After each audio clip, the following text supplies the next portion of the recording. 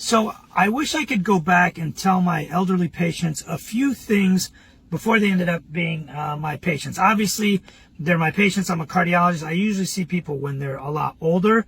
The first thing I would go back and tell them is I wish they would have done some resistance training or weightlifting way before. You know, in your 20s, 30s, 40s, and 50s. If you do weight training, you reduce a lot of chronic illnesses, especially osteoporosis for women.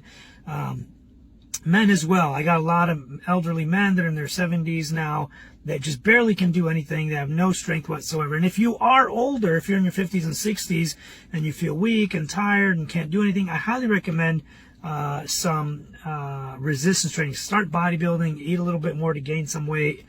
If you're overweight, obviously you don't need to do that. But if you're very underweight and very weak and frail, you got to do that. The next thing I wish, and this is obvious, I wish I could have gone back and told them, please don't smoke. This is unfortunately something that people start doing in their teenage years, 20s, 30s, and 40s.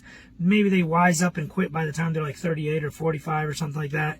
But then now they're like 50, 60, and 70 and have had heart attacks and strokes and things like that. So I wish I could go back and tell them, please, whatever you do, just don't smoke.